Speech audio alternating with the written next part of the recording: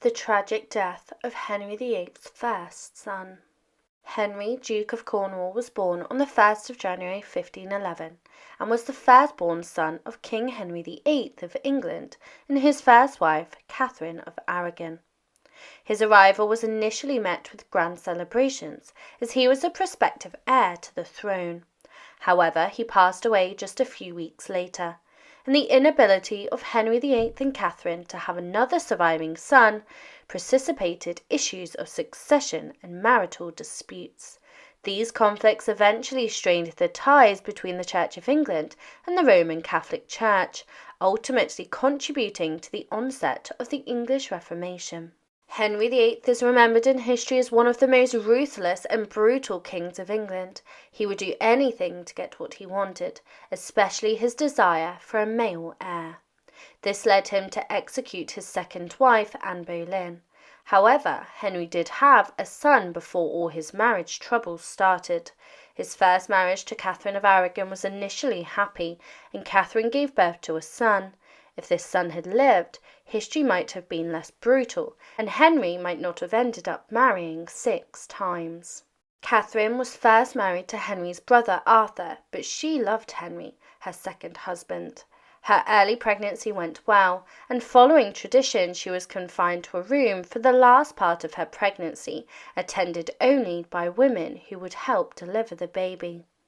Childbirth was very dangerous at the time, but Henry and Catherine's early marriage was fruitful and happy. In November 1510, while Catherine was pregnant, Henry VIII participated in a tournament, impressing her with his fitness and organising a grand event with music and dancing to entertain her. Before Christmas that year, Catherine attended Mass with her court and then hosted a lavish banquet.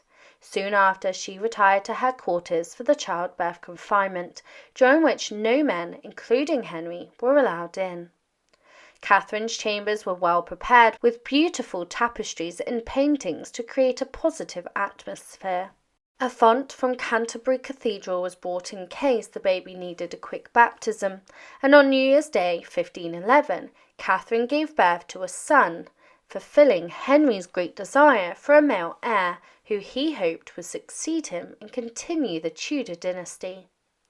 For many years to come, people hoped that Henry VIII's son would have many children and keep the Tudor family ruling England. But when the prince was born, London celebrated in a big way. There were bonfires and the mayor gave out free wine to everyone in the city. Next to the Tower of London, cannons fired to celebrate, and the midwife who delivered the baby received a large reward. Catherine of Aragon must have been very pleased with herself because she had successfully given the King of England a male heir. She watched her ladies wash and wrap the baby, who was then placed in a big cradle. Catherine rested in bed and welcomed guests, including her very happy husband, Henry VIII. About 30 to 40 days later, Catherine went back to her usual royal duties, and the baby was named Henry after his father and grandfather. They hoped that one day he would become King Henry IX. When Prince Henry was just 5 days old, he was baptised at the Church of the Observant Friars next to where he was born in Richmond Palace. Important people from the court and ambassadors watched the ceremony. The baby was named the Duke of Cornwall, and his godparents were the Archbishop of Canterbury, the Earl of Surrey, and the Earl and Countess of Devon. Celebrations spread across Europe, with the King of France sending gifts and ambassadors from Spain, where Catherine was originally from, bringing good wishes and congratulations. After her rest, Queen Catherine rejoined King Henry, and they went to Westminster Palace. Meanwhile, their son, Prince Henry, the Duke of Cornwall, stayed in the royal nursery under the care of his nurses, though his parents often visited him. King Henry then organised another tournament to celebrate his son's birth on the 12th of February 1511. He challenged men to beat him in the tilt yard, and the event was filled with grand displays, celebrating the court's wealth and the king's happiness. The Queen and her ladies watched from a special enclosure decorated in gold and purple velvet, featuring the initials of Henry and Catherine. That evening, another big party and banquet took place, marking one of the happiest times in Henry and Catherine's marriage. But the joy didn't last. Although plans were made to name Prince Henry as the Prince of Wales, a tragedy struck 52 days after his birth. The young prince died in the royal nursery at Richmond Palace. The exact cause of his death is unknown, but it was common during the Tudor period for children to die young, possibly from something like sudden infant death syndrome. Queen Catherine and King Henry VIII were devastated. A funeral was held for the prince at Westminster Abbey. At the time, the etiquette determined that the king and queen did not attend the funeral in person, so they relied on trusted courtiers to perform the ceremony for them. His small coffin was carried from Richmond Palace down the River Thames on royal barges draped in black. The procession was a somber event, and everyone wore black. The coffin, carried by 6 knights, was escorted into the abbey by monks after a short ceremony, and Prince Henry was buried near the chapel of Edward the Confessor. This tragedy deeply affected English history. Catherine and Henry tried to have more children, but Catherine faced more tragedies with childbirth. This led Henry to seek other relationships, such as with Anne Boleyn, who later gave birth to Mary I, known as Bloody Mary. When the new high altar was being constructed in the 1860s, a small lead coffin of a child was found in the northern part of the step in front of it. This may have been the young Henry's coffin, but it was not disturbed, and there is no marker. Henry VIII's complex personal life would lead England through a time of executions, religious turmoil, and brutality. The death of Prince Henry was one of the most tragic events in King Henry VIII's life, and the grand celebrations after his birth had shown great hopes for his future, but these were dashed with the death in the nursery. Thank you for watching. Please leave your comments below. Tragic death of King Edward VI. Edward VI was born on the 12th of October 1537 and became the King of England and Ireland on the 28th of January 1547. He was only 9 years old when he became king, and he ruled until he died in 1553. Edward was the only son of King Henry VIII and his third wife, Jane Seymour. He was the first king to be raised as a Protestant. Because Edward was so young, he didn't rule the country himself. Instead, a group of advisors called a Regency Council made all of the decisions. His uncle, Edward Seymour, led the council first, followed by John Dudley. Edward's time as king had a lot of problems. There was an economic trouble and social unrest, which led to riots and rebellions in 1549. He was also fought a costly war with Scotland that didn't end very well, resulting in England pulling back its troops in exchange for peace. During his reign, the Church of England became more clearly Protestant, a change that Edward supported. This was a big shift because his father had kept many Catholic practices, even though he broke away from the Roman Catholic Church. When Edward was 15, he became very sick. Knowing he was dying, he made a plan for who would follow him as ruler to make sure that England stayed Protestant. He chose his cousin, Lady Jane Grey, to be the next ruler, skipping over his half-sisters Mary and Elizabeth. After Edward died, there was a dispute over who should be queen. Jane became queen, but was removed by Mary 9 days later. Mary was Catholic and reversed many of Edward's changes, but Elizabeth later restored them when she became queen. In his plan for who would take after him, if he didn't have any children, Edward VI initially wanted only men from Lady Jane Grey's family to be able to become rulers. These men could be from her mother, Frances Grey, Duchess of Suffolk, or her sisters, Catherine and Mary. As his death got closer, influenced possibly by Northumberland, he changed his words to allow Jane and her sisters themselves to become rulers. However, he made it clear that he was an exception to his male-only rule, intended only for situations where there were no male heirs, and it shouldn't be a regular practice if Jane and her sisters only had daughters. In the final version of his will, Edward excluded his half-sisters Mary and Elizabeth from becoming rulers because they had been declared illegitimate by their father, Henry VIII, and were never made legitimate again. Edward took active steps to make sure his plans were followed. In early June, he worked closely with lawyers to write a clear, final version of his will, which he signed in several places. On the 15th of June, he ordered top judges from his sickbed using stern words and expressions to make his will official and planned to make it approved by Parliament. He also had leading council members and lawyers sign an agreement to follow his will after he passed away. However, when some legal experts voiced concerns about his will, Northumberland angrily threatened them.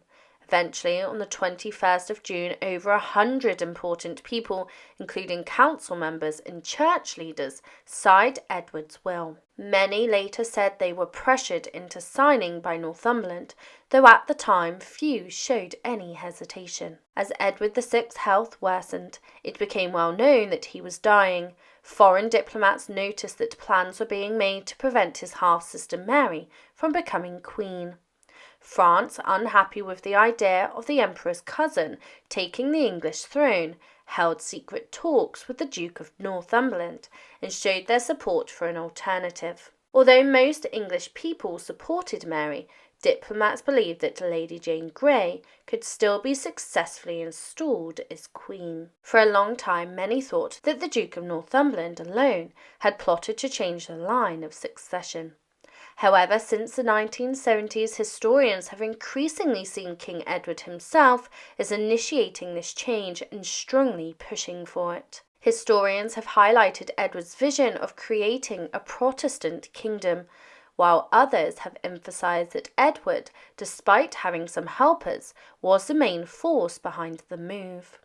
It's also suspected that Northumberland's close associate, Sir John Gates, might have encouraged Edward to adjust his plans so that Lady Jane Grey could inherit the crown directly. Edward believed he had the ultimate authority and strongly supported removing his half-sisters from the line of succession, particularly Mary. Edward's health began to decline in January 1553 with a fever and a persistent cough. According to reports, the imperial ambassador, Edward, suffered greatly during fevers, especially from breathing difficulties caused by pressure on his organs. In early April, Edward felt well enough to go outside in the park at Westminster and later moved to Greenwich. His condition seemed to improve by the 7th of May, with doctors being optimistic about his recovery. He even enjoyed watching ships on the Thames from his window. However, his health took a turn for the worse again, and by the 11th of June, it is reported that Edward was coughing up greenish yellow, black and pink substances, indicating severe lung issues. Doctors then diagnosed him with a life-threatening lung tumour. Edward's condition deteriorated rapidly, his legs swelled, and he became too weak to fight the disease. In his final moments, he told the tutor, "I am glad to die." Edward VI made his last public appearance on the 1st of July, when he was seen at the window at Greenwich Palace. Those who saw him were shocked by how thin and frail that he looked, and for the next 2 days large crowds gathered, hoping to see the king again, but on the 3rd of July they were told it was too cold for him to appear. Edward passed away at the age of 15 at Greenwich Palace at 8 p.m. on the 6th of July 1553. According to the story told by John Fox, Edward's final words were, "I am faint. Lord, have mercy upon me, and take my spirit." Edward was buried in the Henry VII Lady Chapel at Westminster Abbey on the 8th of August 1553. The funeral featured reformed religious practices led by Thomas Cranmer.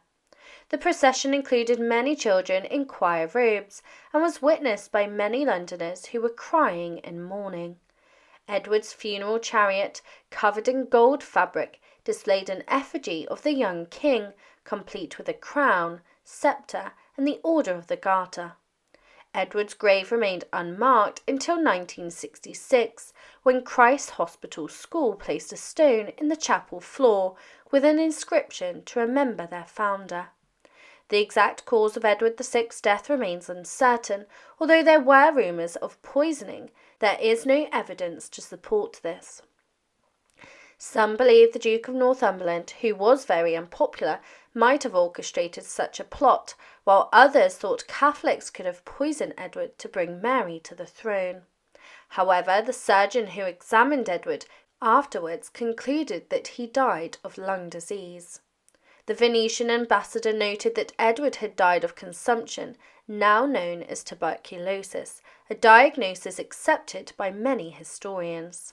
It is believed that Edward's prior illnesses, like measles and smallpox, had weakened his immunity, making him more susceptible to tuberculosis.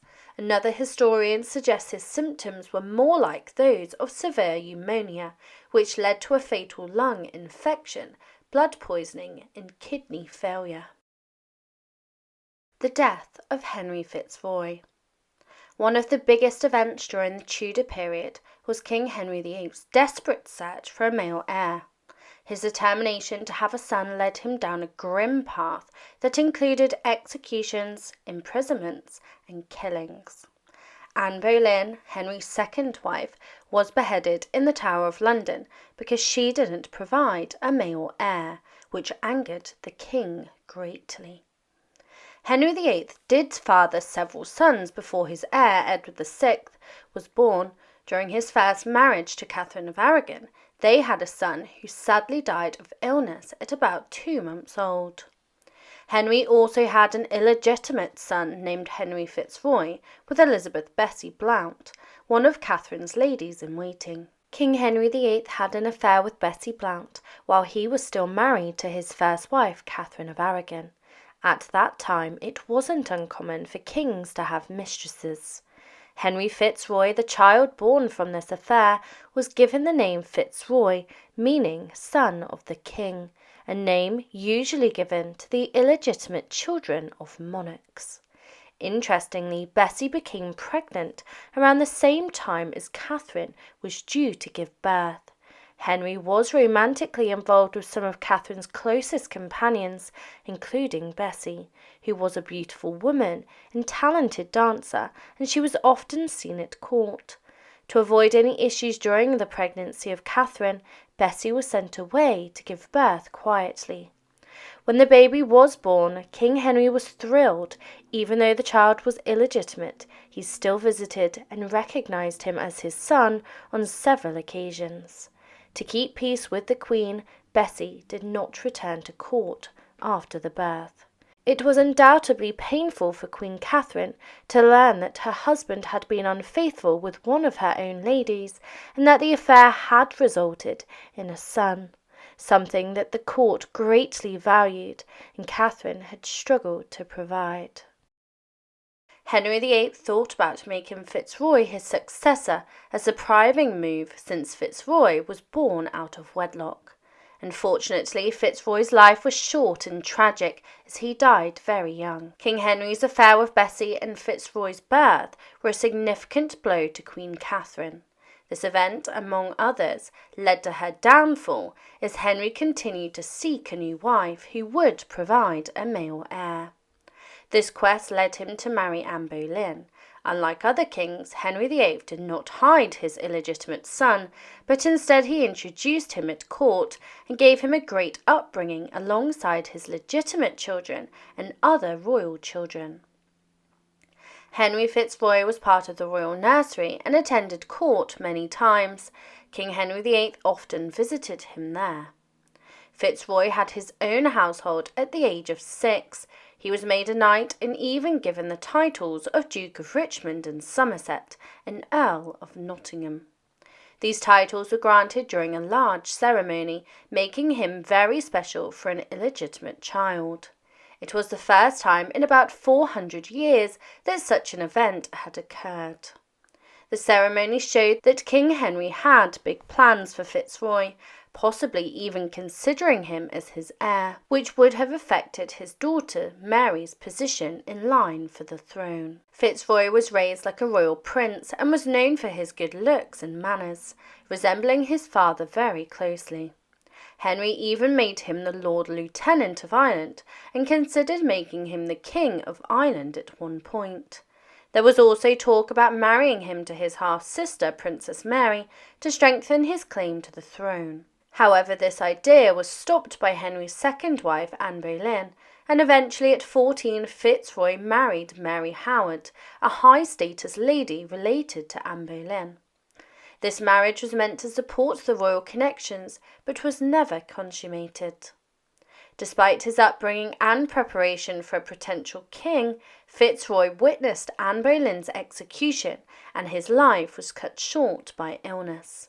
He died at the age of 17 in St James's Palace, believed to have suffered from tuberculosis, a serious condition during the Tudor period. There is speculation that his death might have been caused by a genetic condition affecting the Tudor family, similar to what is believed to have killed Henry VIII's brother Arthur. Some historians also think that he might have caught the plague. In England, Henry Fitzroy was buried quickly, which was common practice to prevent the spread of diseases and protect others. He died from lung problems at the age of 17, and when King Henry VIII learned about his illegitimate son's death, he was devastated. He asked the Duke of Norfolk to organise the funeral, and Fitzroy was buried in an elaborate tomb in Framlingham Church, where he lies next to his wife, who was buried there after her own death years later. Fitzroy's tomb features a combination of royal and religious symbols. It includes his personal coat of arms, the collar from the Order of the Garter, and the Howard family's coat of arms due to his marriage to Mary Howard. The tomb also displays scenes from the Old Testament, mainly from the books of Genesis and Exodus. On one side, the carvings show the creation of Adam and Eve in the Garden of Eden, and their temptation and their expulsion from paradise. Another side shows Cain and Abel as babies, Adam working on the land, and Cain's murder of Abel. Another side depicts Noah's Ark during the flood, Noah's drunkenness, the prophet Abraham with angels, and Lot fleeing Sodom and Gomorrah. The final side includes Abraham and his son Isaac, Moses with the tablets of the law, Israelites worshipping the golden calf. One of the engravings on the tomb indicates a small door, which was a private entrance used by noblemen from the castle. Fitzroy's father, Henry VIII, outlived him by just over a decade and was succeeded by his legitimate son, Edward VI, who was born shortly after Fitzroy's death. Some believe that if Fitzroy had lived and Henry VIII had no legitimate sons, Fitzroy might have become King Henry IX because of his father's great affection for him and his power to elevate him. Fitzroy's wife, Mary Howard, died in December 1557, and she was buried with him. Fitzroy's early death likely had a big impact on history. Many people believe that King Henry VIII was preparing him to be a king. If Fitzroy had lived, it's possible that Henry might have stopped at only 2 wives. Like his uncle Arthur Tudor, who also died young, Fitzroy's death significantly affected the course of history. Thank you for watching. Please subscribe and leave your comments below.